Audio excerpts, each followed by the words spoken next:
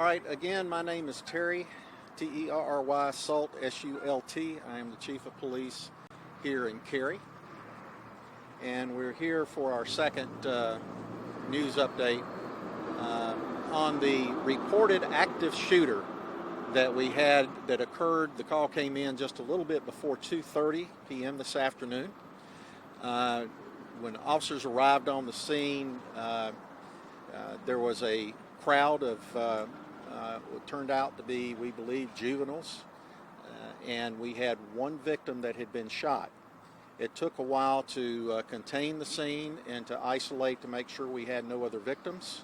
But at the end of the day, we believe that we have most, if not all, witnesses, suspects, and the victim obviously accounted for.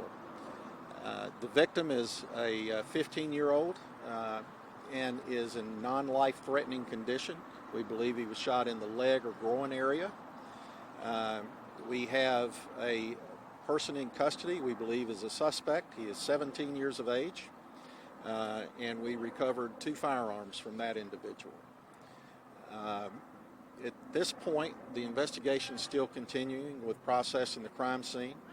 We're still in the process of talking to witnesses, and at this point, the crime scene is starting to break down. As you can see, we're de-escalating the area.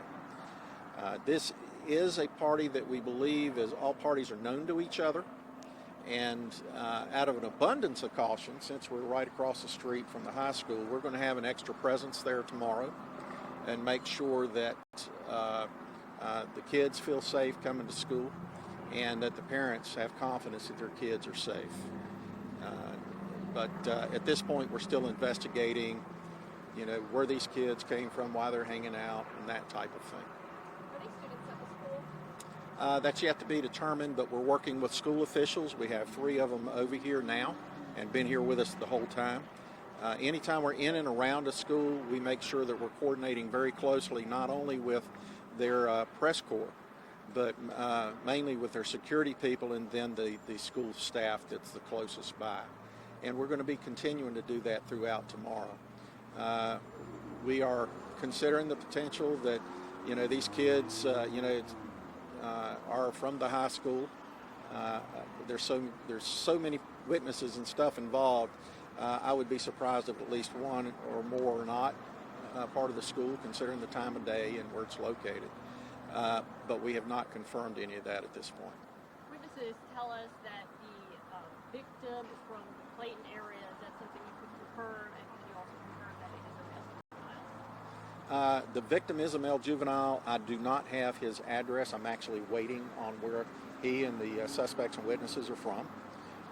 And that's why I can't answer the question about the high school and stuff. If it was on school grounds, we might have a little bit more than that, but right now we're still in the investigative process. And then just regarding the build-up to this, witnesses say it was a large fight by the Penn Station. Can you speak more to whether a fight or something else prompted the shooting? Well, I think out on social media right now you can see that there was a fight. And there were multiple people involved in that. And we're analyzing those videos now. We have a system in place called Preferred Live, to where if you call 911, that we will send you a link and then we can see your video camera as you're doing that. We actually had video coming in while officers were responding, so they were actually able to see what was going on the scene before they actually arrived on the scene. In addition, we had an officer in this area working a patrol as part of our normal operations due to the large number of kids, from schools that come in and around coming across the street and all.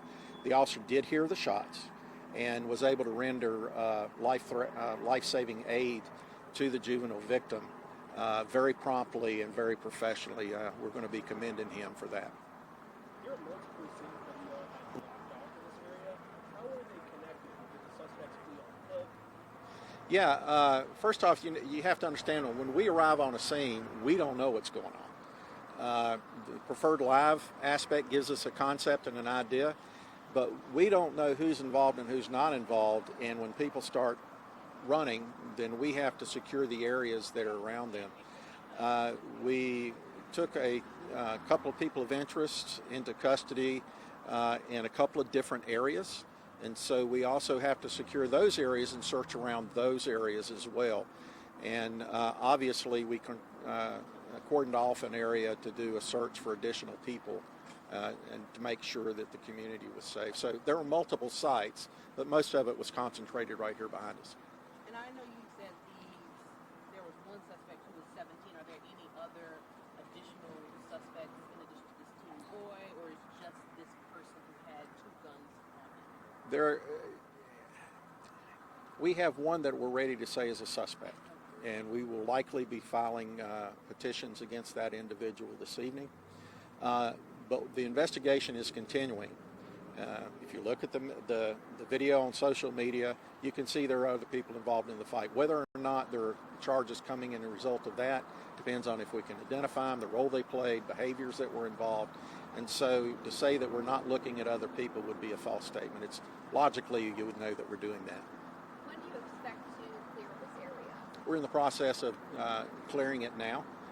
You should see, if the fire truck's not gone behind me now, it will be moving very quickly, and as soon as we finish our crime scene search in the roadway, we'll be tearing that down, and then it will go full-blown into the investigative side of things. Anything else? All right, well, thank you all very much.